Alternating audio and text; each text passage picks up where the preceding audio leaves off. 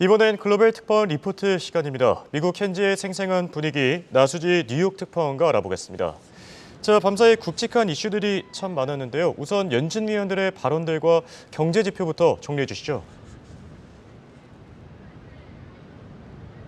네, 간밤 미국 증시는 일제히 하락 마감했습니다. 다우 지수가 마이너스 0.57%, S&P 500이 마이너스 0.70%, 나스닥은 마이너스 1.06%로 장을 마쳤습니다. 이날 미국 주식 투자자들이 주목한 지표는 두 가지였습니다. 이 연준의 경기에 대한 판단을 가늠할 수 있는 베이지북과 서비스 PMI입니다. 먼저 현지 시간 6일 미국 증시 개장 직후에는 미국 경기 상황을 가늠해 볼 수 있는 구매자 관리 지수 PMI가 발표됐습니다. 이 미국 공급관리협회 ISM이 집계한 8월 미국 서비스 PMI는 54.5였습니다. 이 예상치인 52.5보다도 높고 이 전월에 52.7도 웃돌았습니다. 지난 3월 이후 5개월 만에 가장 높은 수치를 기록한 겁니다. ISM 서비스 PMI는 올 들어 8개월 연속으로 50을 넘기면서 경기 확장을 가리키고 있습니다. 이 물가에 대한 파월의 가장 큰 걱정은 서비스입니다.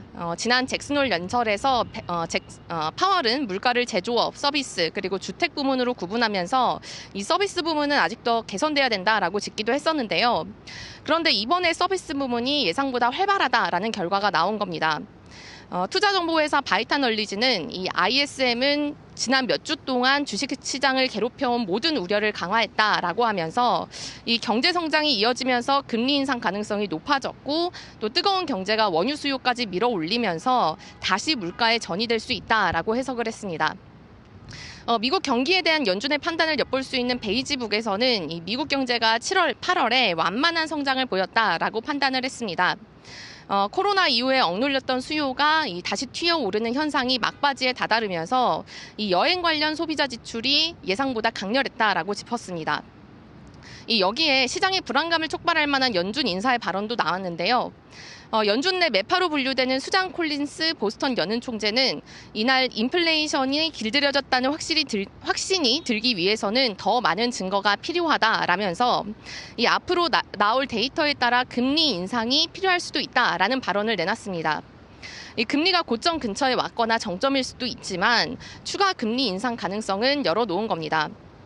어제까지는 시장이 좀 비둘기파적으로 해석했던 이 크리스토퍼 월러 연준이사의 발언과 크게 다르지 않았습니다.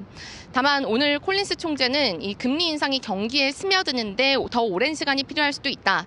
즉 높은 수준의 금리를 오래 유지해야 된다라는 발언도 내놨습니다. 이 고금리를 유지하면 그동안 물가는 떨어지기 때문에 금리를 추가로 올리지 않더라도 실질 금리가 올라가는 효과가 있어서 경제에는 타격을 주게 됩니다. 네, 이렇게 연준의 긴축 장기화 쪽으로 힘이 실리면서 국채금리 상승세도 지속되는데요. 빅테크 기업들, 기술주들 일제히 타격을 받지 않았습니까? 네, 오늘 시장은 연준의 금리 인상 가능성을 보다 높게 판단하면서 국채 금리를 밀어 올렸습니다.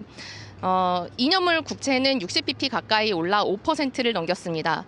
이 10년물 국채도 2.4bp 상승하면서 4.29%까지 치솟았습니다. 이렇게 채권 금리가 오르면서 금리에 가장 민감한 기술주들의 주가가 하락했는데요. 엔비디아가 3%, 애플이 3.5%, 테슬라가 1.7% 떨어진 채 장을 마감했습니다. 이 빅테크 관련주들도 맥을 추지 못했습니다. 아마존이 1.4%, 알파벳도 1% 가까이 떨어졌습니다. EU에서는 빅테크 규제를 서두르고 있습니다. EU는 전날 디지털 시장법 규제 대상 6개 기업을 선정해서 발표했는데요. 여기에는 애플, 아마존, 알파벳, 그리고 틱톡을 보유한 바이트댄스, 메타, 마이크로소프트가 규제 대상에 올랐습니다. 앞으로 이 기업들은 이 플랫폼 사업자의 지배력 남용을 막기 위한 다양한 규제 대상에 포함이 됩니다. 예를 들어서 애플이나 구글의 한쪽에만 플레이 스토어에서 다운받을 수 있는 앱이라면 다른 쪽 플레이 스토어에서도 다운받을 수 있도록 창구를 열어둬야 됩니다. 이를 위반하면 최대 매출의 10%까지 과징금을 부과받게 됩니다. 또 빅테크 중에서도 유독 애플의 하락세가 눈에 띄었는데요. 중국 정부는 정부 기관이나 국영기관에서 이 애플의 휴대폰을 사용하거나 소지하는 것을 금지한다고 금지하는 규제를 내놨습니다. 이 가운데 삼성은 규제에서 제외됐습니다. 중국이 애플 휴대폰에 대한 규제를 강화한 건 이 미국이 공공기관에서 틱톡을 금지한 것에 대한 반격이라는 분석이 나옵니다. 또 화해를 제치고 중국 스마트폰 시장에서 애플이 1위를 차지했는데 이를 견지하기 위한 포석이라는 분석도 나옵니다. 이 애플의 글로벌 매출 가운데 20%는 중국에서 나옵니다. 중국이 애플에 대한 규제를 강화하면 애플의 수익성도 타격을 입을 수밖에 없게 됩니다. 지금까지 뉴욕에서 한국경제신문 나수지였습니다.